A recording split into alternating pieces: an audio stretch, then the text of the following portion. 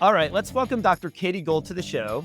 Katie is an assistant professor of grape pathology at Cornell University, where she holds primary research and extension responsibilities for grape disease management in New York State. Hi, Katie. Thanks for coming on the podcast today. Hi, Fritz. Thanks for having me.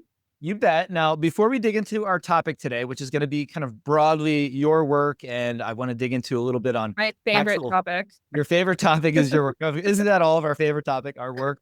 Well, actually, your work is part of my favorite topic because I also have a degree in plant pathology. I love that. And I work with grapes for that. And so I've got a master's in that. And I've always, I was told at a very early time in my career, if you can help grape growers, not even just new growers, but even experienced growers with their grape disease problems, you will always have a job. You always have a job. You always have something to do because it's constantly changing. But that's what I want to dig into first. Katie, how did you get interested in pathology and specifically working with grapes?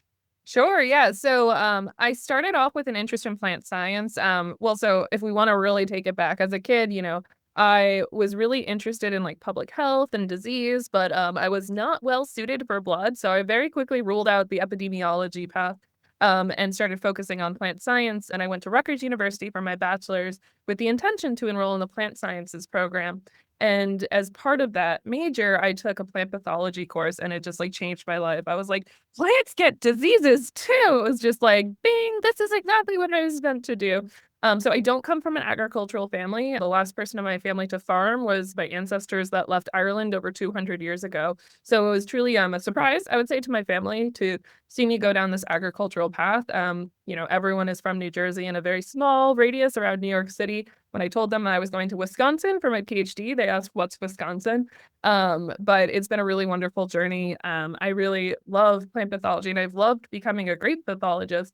I did my PhD at Wisconsin in potato pathology, though, with Dr. Amanda Gibbons, and I was co-advised by Dr. Phil Townsend. And I had a wonderful time being a potato pathologist. But I will say I was very eager to take up the opportunity to become a grape pathologist. When the position at Cornell was posted, I knew it was just like a lightning strike moment, right? I was like, where I want to live, what I want to do, how I want to do it. I'm just going to give it my all. And they said, come on down. So Cornell hired me while I was still a graduate student. Oh, wow. Yeah. So that was quite, it was a surprise for everyone involved. I would really throw myself out there just kind of hoping for the best.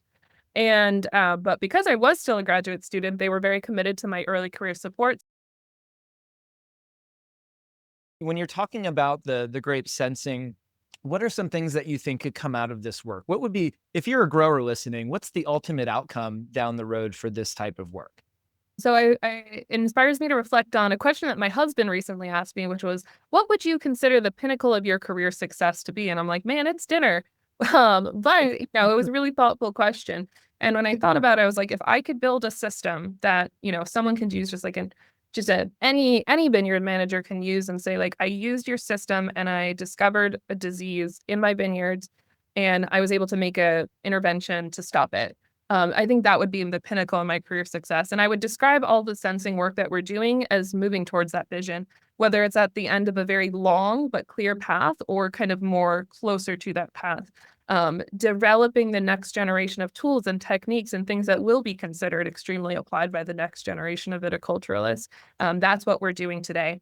My program is funded by both cooperative agreements with for our applied management, with commodity groups, with industry, but the sensing work is primarily funded by NASA, and we're a member of the NASA Acres Consortium, which is NASA's domestic agriculture consortium. We span across the country. I think there's 20 participating institutions led out of the University of Maryland. And this work is supporting the aspects of my program that are on looking at these new cutting edge types of sensing and developing them into that next generation tools and systems for early warning. Okay.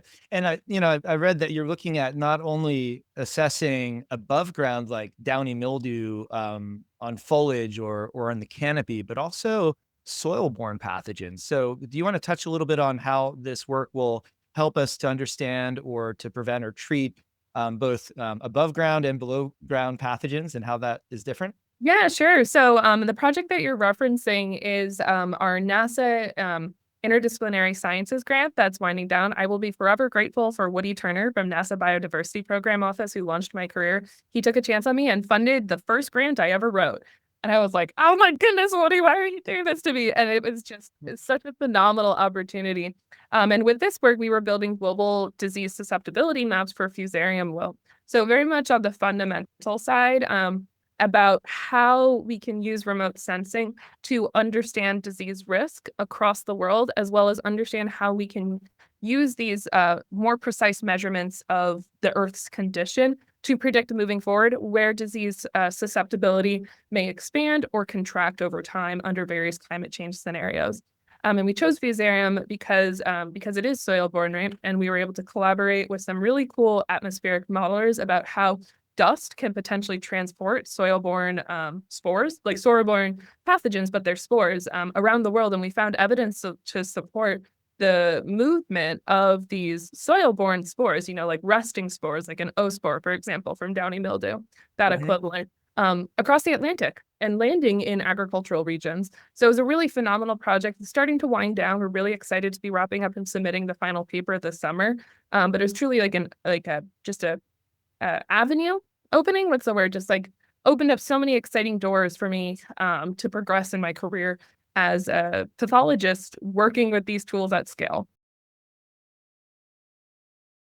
So the title of this is how research influences our spray program decisions. So Mm. um, I know that you're doing work with lots of different types of products. So you are tasked, and it's not an easy task, and it's not really a glamorous task at times to be going out and spraying stuff on vines at different times of the year. I would love to dig into what is it like to set up an experiment like that? Because, when growers think about, I want to try something or experiment with something, they think, well, I'm just going to go ahead and spray it in my vineyard and see how it works. Well, then we always say as advisors, and I remember when I was an extension advisor, I said, well, don't forget to leave at least one row without the Yep. sprays as your check row to see if there's any difference, or maybe spray one block and not the other block next to it. And that's not really scientific in terms of getting the amount of replicates you need to publish data that you can run robust statistical analysis on, and then you can tell the grower with confidence, statistical significance, this product, if used properly, actually significantly outperformed Mhm. not using it, or this other product instead. So how do you go about setting up, just in general terms, a spray evaluation in a vineyard block? What's that look like? First and foremost, I want to acknowledge that I have been using the royal we, and the Cornell Grape Pathology. We've been nothing without my field research manager, Dave Combs, and Dave is boots on the ground. So when I say we are spraying fungicides, Dave is spraying fungicide. Dave has, I would say, he has probably forgotten more than I ever hoped to know about, like the intricacies of applied spraying and management, etc. He worked with my predecessor, Wayne, and he's truly just a gem and a real resource within the program. So in terms of the pathology vineyards, Dave and I, we have kind of two types of trials that we do. One are our cooperator trials where we're working with these companies. They've got early stage products. All of these are set up on a per disease basis, and we do randomized complete block design. This means like a little bit of each in a bunch of different areas so that we don't accidentally, put all of one product in the shady spot of the vineyard, right? And that skews the results. But additionally, this year we're launching a number of new trials that are more interest driven to try to understand better how different timings impacts disease control outcomes in terms of rotating with biopesticides as well as tank mixes. And with those, we'd spend a lot more intricate in terms of how do we want to structure these experimental designs to get the most bang for our buck. These are perennial plants; they're limited. There's only so many grapevines. And we want to try to, it's always kind of a balance between like deriving the most scientific insight you can, but also in the most rigorous way possible. So we always do randomized complete block designs to the greatest extent possible. And we always, always, always include an untreated control.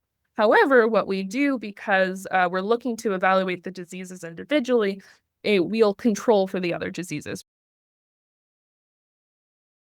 Do you want to talk about some of the initial data you found on both integrating biologicals with conventional products and swapping them out with an every other kind of format? Yep. Yeah. So these are the early results of our Treminet study. Last year was the first year. I'm repeating it this year. And what we were wondering was exactly as you describe. Would we see any sort of difference in disease outcome if based on how we rotate. So we had 4 different experimental treatments. As always, we had our untreated control as our 5th. We did alternating, but starting with biological, so B, C, B, C, and then the reverse. So starting with conventional and then alternating to biological. So C, B, C, B. And then we bounded the critical control period, right? That immediate pre-bloom to that post-bloom period. And we did bookends. So starting with biologicals, using conventionals at the critical period, ending with biologicals, and then the opposite, starting with conventionals, biologicals in the critical period, ending with conventional. Cool. Okay. Yeah, yeah. And we saw no, this is a first year study, we saw no numerical or statistical difference between any of those experimental treatments. And they all controlled disease well in comparison, both numerically and statistically in comparison to the untreated control.